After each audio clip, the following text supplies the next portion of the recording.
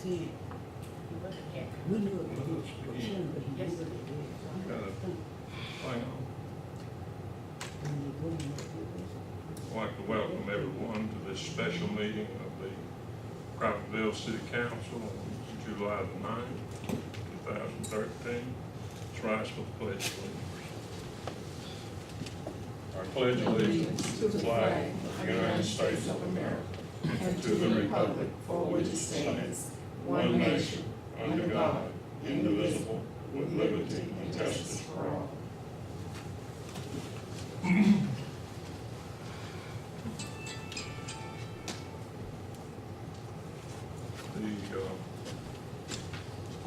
The purpose of this meeting is to first announce that our police officer resigned his position and turned in all of his equipment on July the 5th.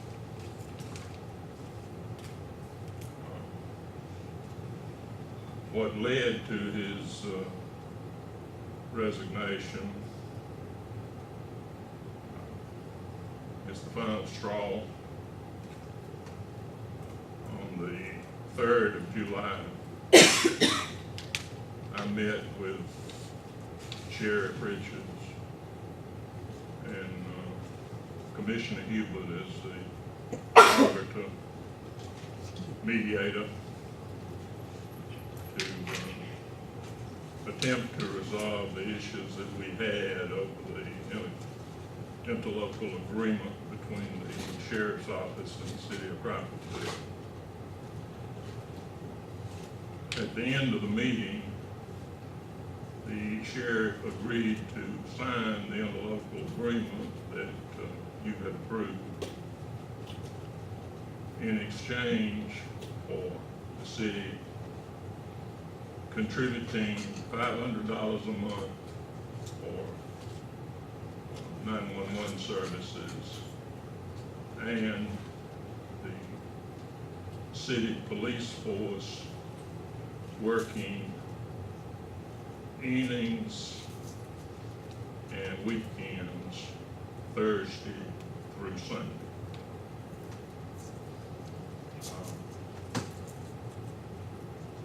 When I came back and advised Chief Gibson of these terms, and he indicated that he intended to resign.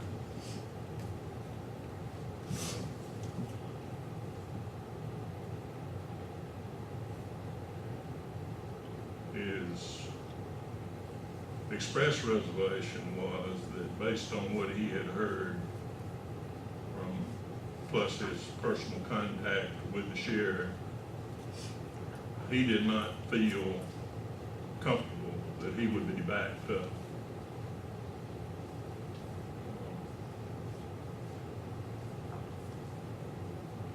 I think he also had a lot of pride involved, and he didn't want to appear to give up the ability to negotiate his own hours. The sheriff came by later in the afternoon, and I told him the chief's expressed intention. And he and I together talked with the chief, and he changed his, the sheriff changed his request to work 2 weekends for those 4 days. But Chief Gibson was unyielding and was unwilling to change his position, so he said he would sleep on it.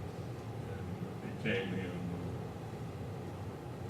Friday morning after the 4th of July holiday and turned in his approval. So now we are at a position when we decide what to do going forward. Sheriff Richards has offered to resume the agreement that we had previously where he would provide police services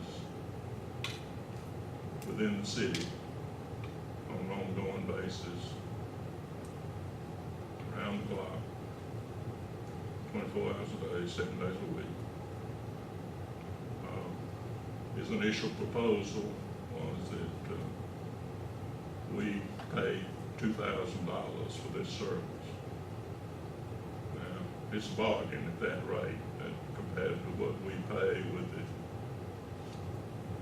cost of a vehicle, plus the salary of a police officer, plus the Taxes. insurance, liability insurance that we have to carry. Subsequently, he said he might reduce that, so we will see. I had two stipulations. One was that any traffic tickets that he writes in the city be tried in municipal court. He agreed to this readily. The other was to enforce city ordinances. And he says that there are certain state laws that prohibit the sheriff from enforcing local ordinances, but he does not know if that applies in the situation where the sheriff has got an agreement with the locality to do that. So I've asked our attorney to research that question.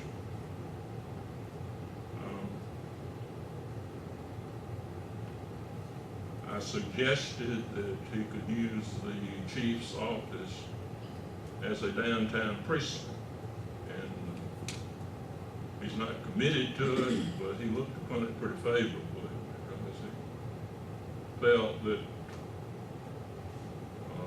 them do that paperwork in here and have a deputy's car sitting on the street out there would be a deterrent to speeders and perhaps to other people.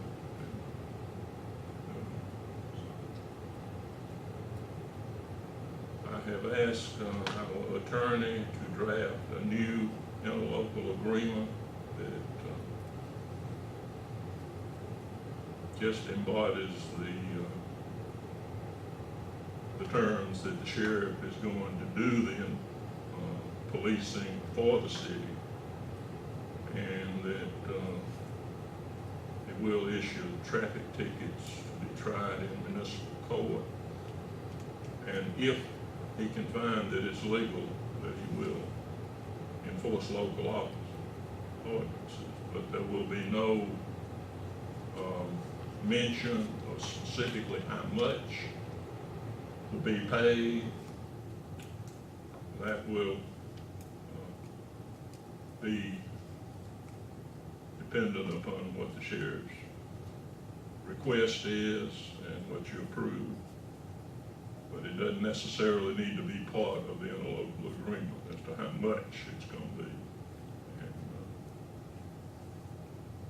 And no need to mention the precinct thing. We can use our space as we see fit if the sheriff desires to use it. I think that's pretty well covers the situation. Currently, he is providing police services, and unless something changes, we will be obligated to pay him something this month, up to $2,000, since he will have performed services for the entire month. I'm hoping he settles on a lower number. Because he is concerned about the impact of this cost on taxpayers in the city. So, and being one, I guess it makes it even more something that he can feel. Mr. Mayor, are we allowed just to ask one quick question? Certainly, you're allowed to ask any question. Okay, I just wonder, under the scenario you just mentioned, Come up where here. do the, You need to talk louder, honey. I'm sorry. I hate to be rude. that's okay, that's okay. Go Need my ahead. name. Well, that's for the record. All right, my name is Kendall Richards, and I'm speaking as a taxpayer and as a person that's concerned. Under the scenario you mentioned, where do the animal control responsibilities fall? We are going to have to designate someone in the city. The sheriff specifically does not want those duties. I suspect it would be Larry Tettleton.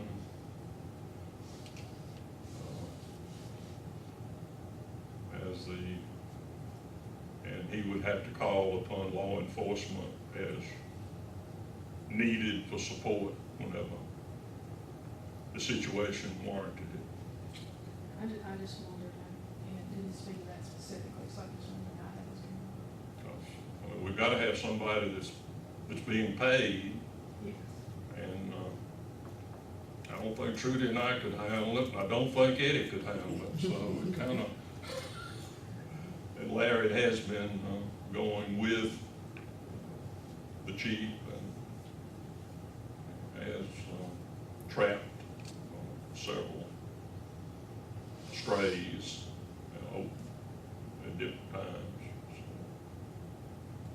so. Okay, thank you. Council members, you have any questions, comments? You know, I think that's a good idea, the situation and agreement and all So- of this, it sounds, like a good work. So we'll consolidate our police department. Well, we did this once, Yeah, yeah, It sound but, good. yeah.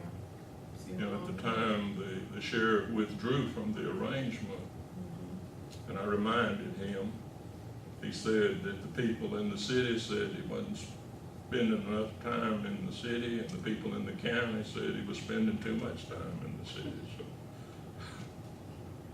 He's gonna have to take that heat.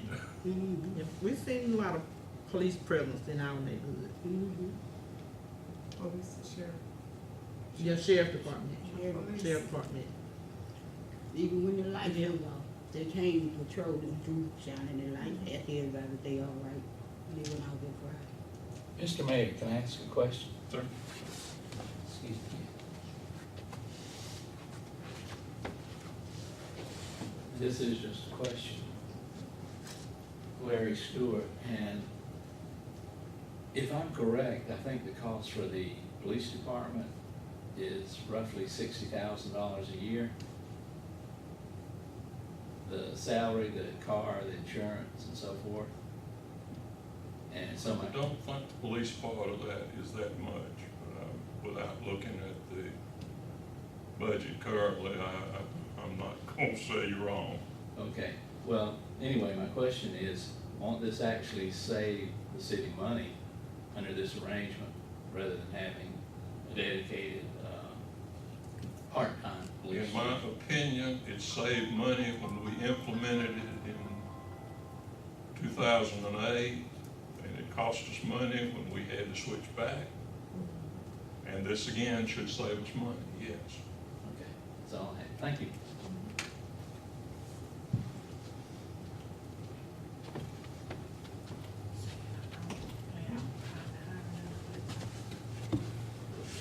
Not unless Mark decides that he can't stand the heat. I think he'll hold on to it. That way we ain't got to worry about a police officers needing insurance or anything that we cannot provide. That's correct.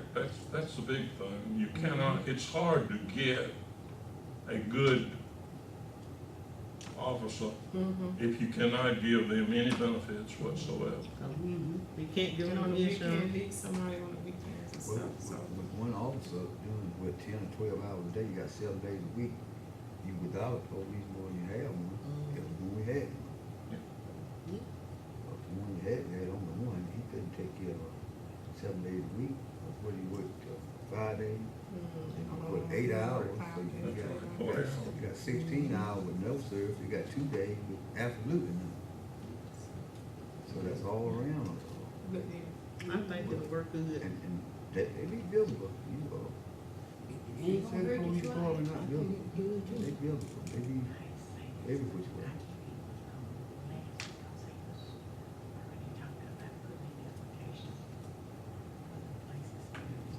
At that rate, you had it 24 hours a day. Yeah. But 7 days a week for. You probably had to have, what, if you had 24 hours a day, you had to have at least, what, 3 meals a day? Probably had to have 6 or 7 people. I mean, for 24 hours protection. Well, I saw that a, small town down in South Georgia just closed its police department. And I don't know how many hours of coverage they had, but their department was a 4-person department. It probably cost more. 3 shifts and somebody for the weekend.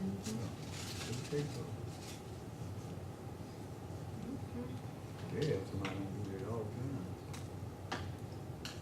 Right, all the time, yeah, we just say, you know, go to you and do it, you know. They patrol through there anyway, going back and forth. They But they come all through all, you see them everywhere. just have to- So that's- extra ground. Yeah, that's a good thing.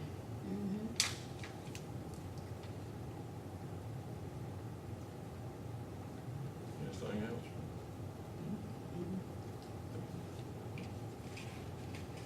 And we have covered the items on this meeting's agenda, and the meeting is adjourned.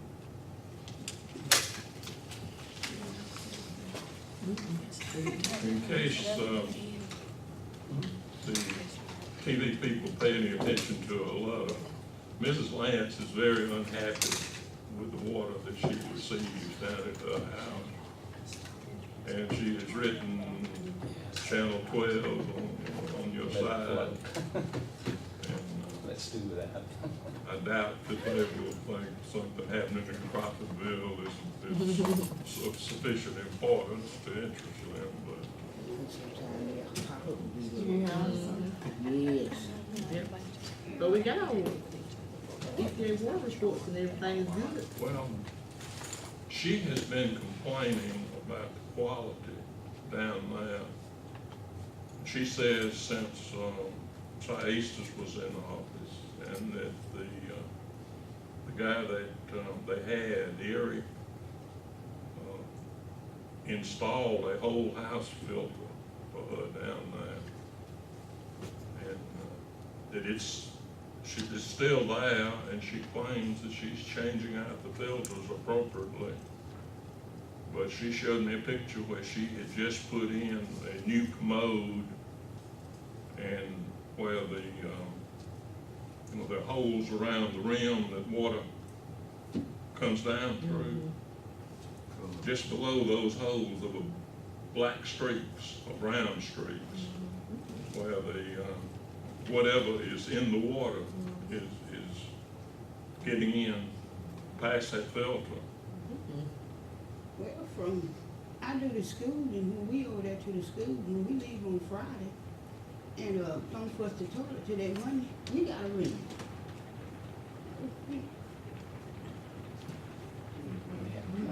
Well, I know that the chemicals that are put in to treat the water have caused the metal pipes to be, Oh, and she got an older house, so she do have metal pipe. I got plastic pipes. well, even though you have them, I think she.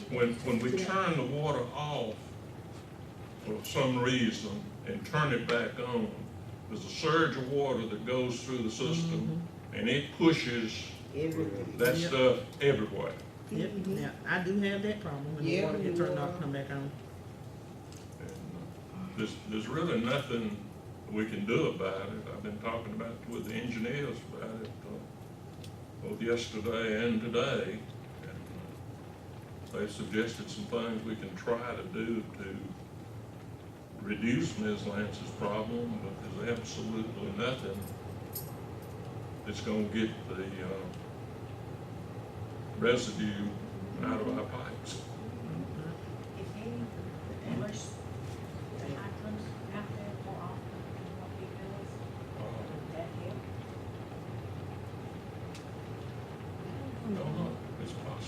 some Does it moisture. only happen when it rains or it happens all the time? All the time? She indicates it happens all the time. Well, every time they turn the water off at my Well, house. see, she's on a dead end line. So she right And one of the right things there. that they teach in designing water systems is it should be a grid. It should be just like the pipes should just be like forming the edge, around the checkerboard, you know. Mhm. And so that the water